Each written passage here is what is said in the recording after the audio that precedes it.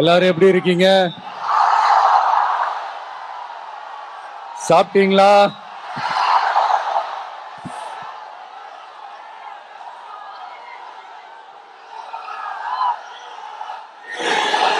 அண்ணா அவர்களுக்கு ஒரு வணக்கம், பெரியார் அவர்களுக்கு ஒரு வணக்கம்.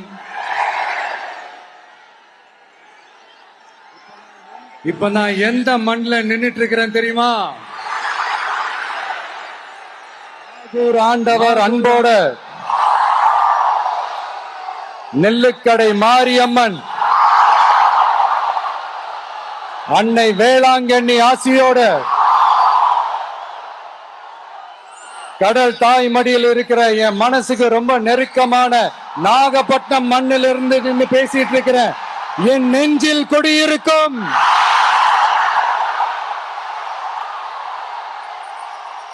உங்கள் அனைவருக்கும்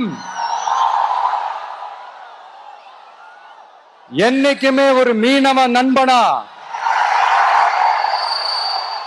இருக்கிற இந்த விஜயோட அன்பு வணக்கங்கள்.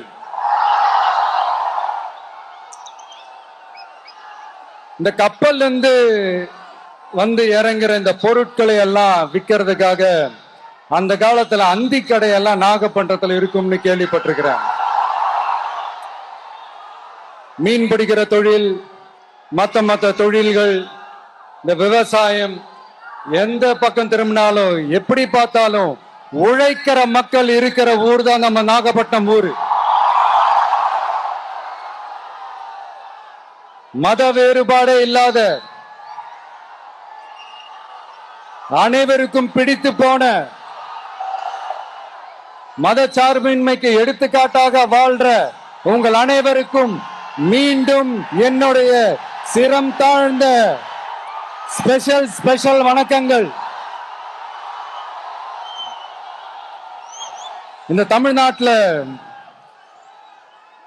இந்த மீன் ஏற்றுமதியில 2வது இடத்துல இருக்கிறது நம்ம நாகப்பட்டினம் ஹார்பர் தான்.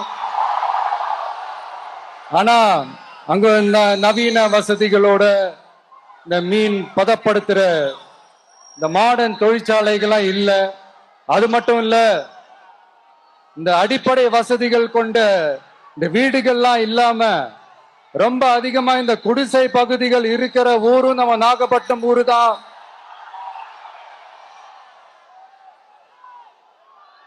இந்த முன்னேற்றத்திற்கெல்லாம் எங்கள் ஆட்சி தான் சாட்சி.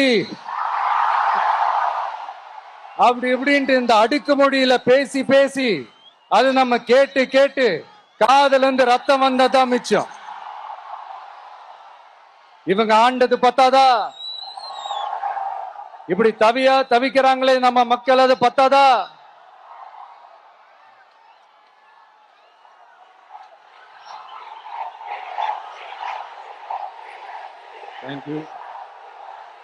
தேங்க்யூ.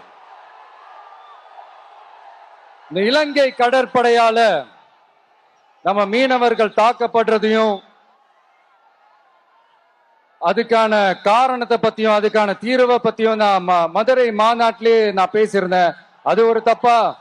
மீனவர்களுக்காக குரல் கொடுக்கறதும் அவங்களோட நிக்கிறதும் நம்மளுடைய கடமை, நம்மளுடைய உரிமை. நான் என்ன இன்னைக்கு நேத்தாங்க அவங்களுக்காக குரல் கொடுக்கிறேன். இதே நாகப்பட்டினத்துல 14 வருஷத்துக்கு முன்னாடி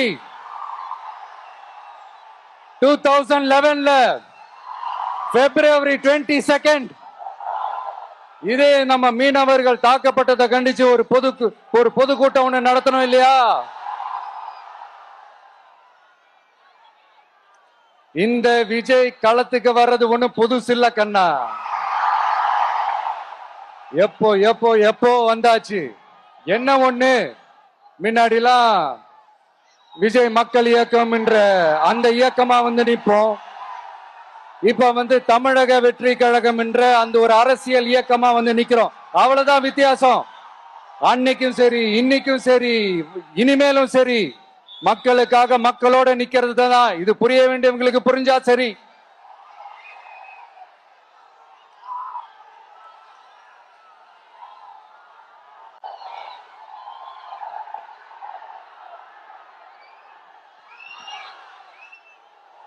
மீனவர்களுக்காக குரல் கொடுக்கிற இதே சமயத்துல நம்ம தொப்புள் கொடி உறவுகளான ஈழத் தமிழர்கள் அவங்க இலங்கையில இருந்தாலும் உலகத்துல எந்த மூலையில இருந்தாலும் தாய்ப்பாசம் காட்டின தலைவனை இழந்து தவிக்கிற அவங்களுக்காகவும் குரல் கொடுக்கிறது, அவங்களுக்காகவும் நிக்கிறது நம்மளோட கடமை இல்லையா? மீனவர்களோட உயிர் எந்த அளவுக்கு முக்கியமோ அந்த அளவுக்கு ஈழத் தமிழர்களோட அவங்களுடைய கனவுகளும் அவங்களுடைய வாழ்க்கையும் நமக்கு ரொம்ப ரொம்ப முக்கியம். நம்ம மீனவர்கள் படுற இந்த கஷ்டத்தை எல்லாம் பார்த்து ஒரு பெருசா ஒரு கடிதம் ஒண்ணு எழுதிட்டு அதுக்கப்புறம் கப்சிப்னு சைலண்டா போறதுக்கு நாம ஒண்ணு இந்த கபட நாடக திமுக அரசும் கிடையாது. மத்த மீனவர்கள்னா இந்திய மீனவர்கள், நம்ம மீனவர்கள்னா தமிழக மீனவர்கள், இப்படி பிரிச்சு பார்த்து பேசுறதுக்கு நாம ஒண்ணு பாசிச பாஜக அரசும் கிடையாது.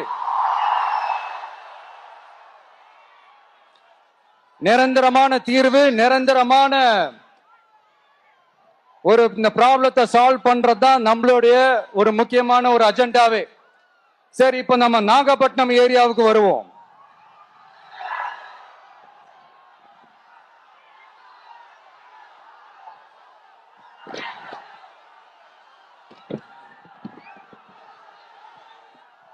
இங்க இருக்கிற மண் வளத்தை பாதிக்கிற இறால் பண்ணைகளை முறைப்படுத்தணும்.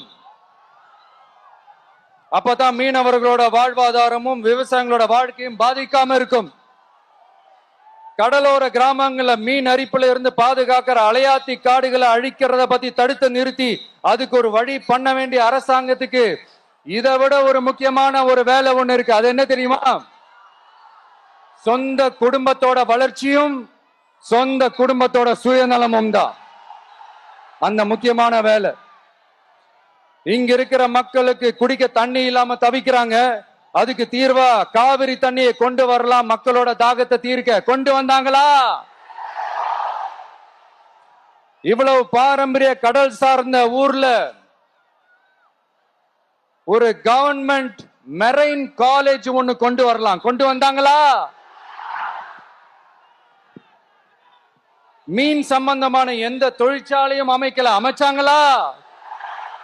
அட்லீஸ்ட் நிறைய பேருக்கு வேலை வாய்ப்பு கிடைக்கிற மாதிரி தொழில் வளர்த்தியாவது பெருக்கலாம், அதையாவது செஞ்சாங்களா?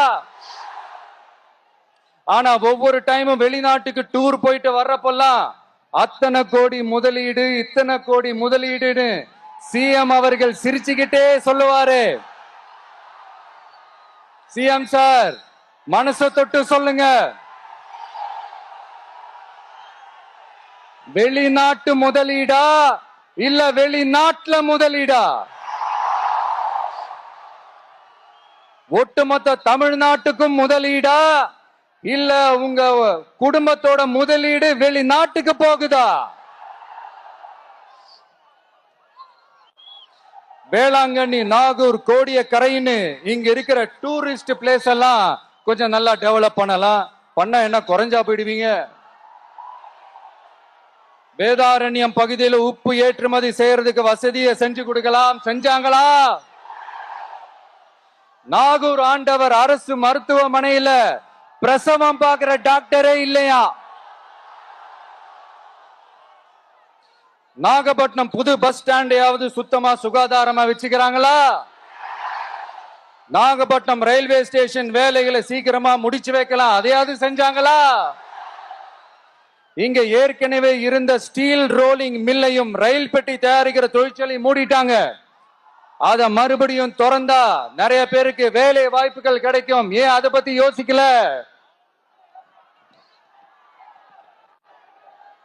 மேலக்கோட்டை வாசல் NH மேம்பாலம் கட்டி 50 வருஷம் ஆச்சு, அது சரியா மேம்படுத்தலாம், அதை செஞ்சாங்களா? Thanjavur to Nagapattinam NH road வேலை பல வருஷமா நடக்குது, இன்னும் முடிச்ச பாடே காணும், அதை வேகப்படுத்தி முடிச்சிருக்கலாம், அதையாவது செஞ்சாங்களா? ரொம்ப முக்கியமா நெல்லு மூட்டையெல்லாம் மழை காலத்துல வெள்ளத்துல நனைஞ்சு நம்ம விவசாயிங்க எவ்வளவு வேதனைப்படுறாங்க. அதுக்கு சரியான ஒரு குடவுன் கட்டி தரலாம், அதையாவது கட்டி தந்தாங்களா? எலெக்ஷனுக்கு முன்னாடி திமுக காரங்க வந்து செய்வோம் செய்வோம் செய்வோம் செய்வோம்னு சொன்னாங்களே, செஞ்சாங்களா? இதெல்லாம் எதுவுமே செய்யாம எல்லாத்தையும் செஞ்ச மாதிரியே அதையும் பெரியம்மையா வேற சொல்லுவாங்க இவங்க.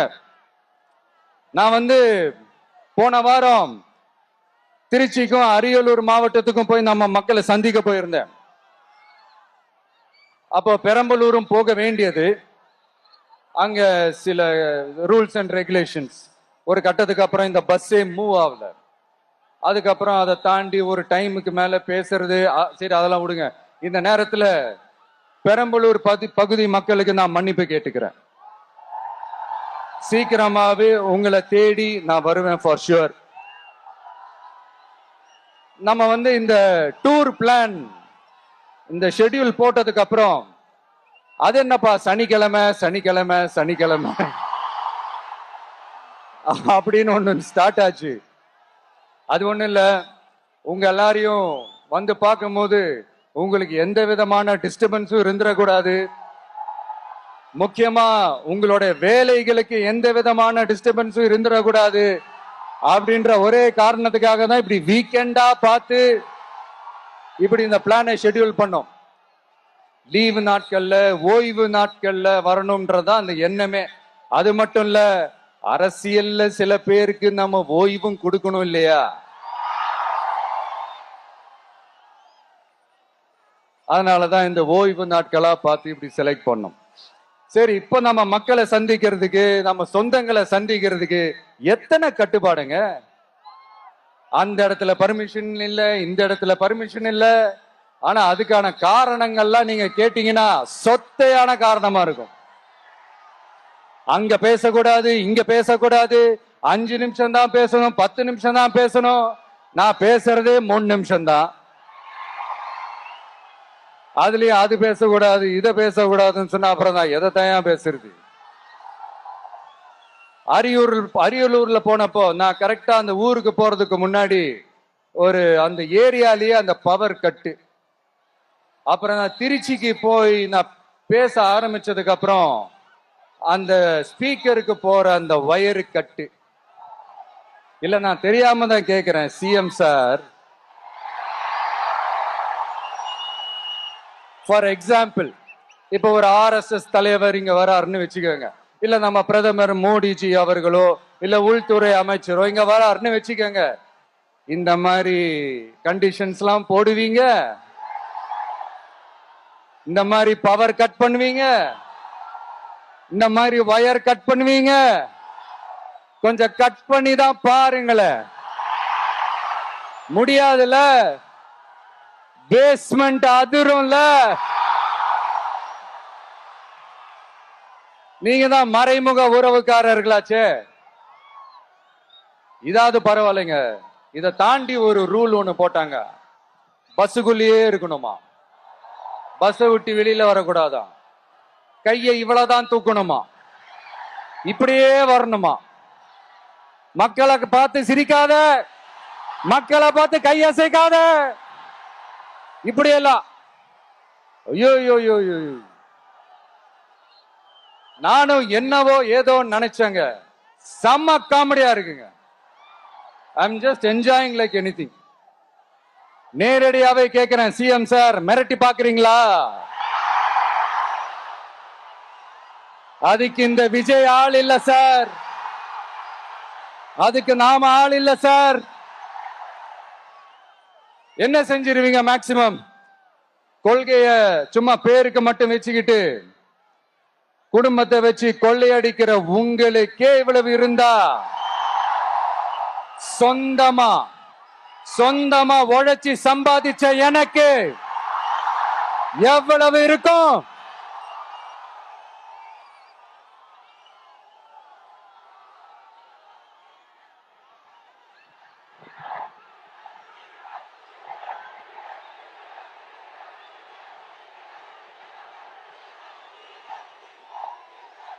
தேங்க்யூ நண்பா. என்ன நாங்க பெருசா கேட்டுட்டோம்? மக்கள் நிம்மதியா ஃப்ரீயா நின்னு பாக்குறதுக்கு ஒரு இடம், அதை நாங்க தேர்வு செஞ்சு அதுக்கு பர்மிஷன் கேட்கிறோம். ஆனா நீங்க என்ன பண்றீங்க? அந்த இடத்தையெல்லாம் விட்டுட்டு நெருக்கடியோட, மக்கள் நெருக்கடியோட எங்கெல்லாம் நிப்பாங்களோ அந்த இடமா பார்த்து செலக்ட் பண்ணி தெரியுங்க. உங்க எண்ணம் தான் என்ன சார்? நான் அவங்கள பார்க்க கூடாது, அவங்களோட பேசக்கூடாது, அவங்க குறைகளை கேட்க கூடாது, அவங்களுக்காக குரல் கொடுக்க கூடாது. என்னதான் சார் உங்க எண்ணம்? சரிங்க சார், ஒரு அரசியல் தலைவன் அப்படின்றதெல்லாம் மறந்துருங்க. ஒரு சாதாரண ஒரு தமிழ்நாட்டு மண்ணோட ஒரு மகனா, ஒரு நம்ம தமிழ் மக்களுடைய ஒரு சொந்தக்காரனா, என் மக்களை, என் குடும்பத்தை, என் சொந்தங்களை நான் பார்க்க போனா என்ன பண்ணுவீங்க? அப்பவும் தடை போடுவீங்களா? வேணாம் சார். இந்த அடுக்குமுறை, இந்த அராஜக அரசியல்லாம் வேணாம் சார். நாம ஒண்ணு இங்க தனியால் இல்லைங்க சார். மாபெரும் மக்கள் சக்தியோட பிரதிநிதிங்க சார். மாபெரும் பெண்கள் சக்தியோட சகோதரன் சார். மாபெரும் இளைஞர் இயக்கமா இருக்கிறோம் சார். மறுபடியும் சொல்றேன், 2026 ரெண்டு பேருக்கு நடுவுல தான் போட்டியே. ஒண்ணு இன்னொன்னு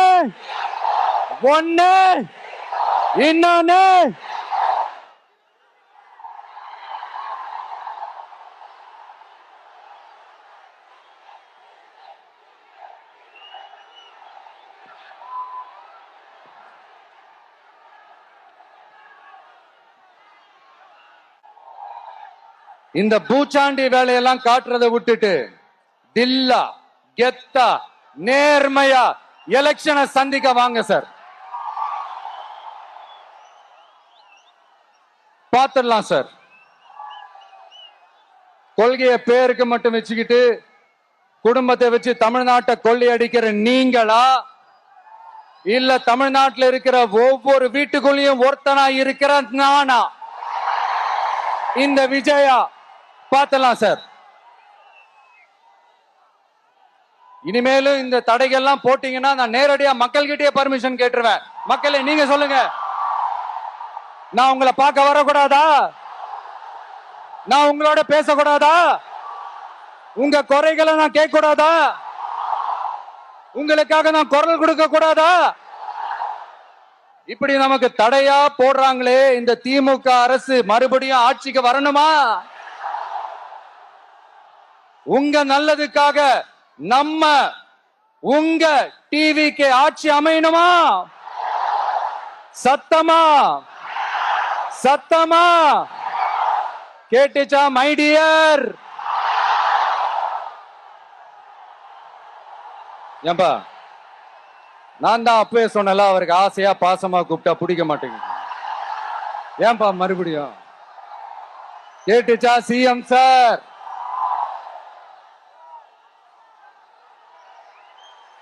இந்த போர் முழக்கம் உங்களை ஒரு நிமிஷம் கூட தூங்க விடாது, துரத்திக்கிட்டே வரும். கான்பிடண்டா இருங்க, நல்லதே நடக்கும், வெற்றி நிச்சயம்.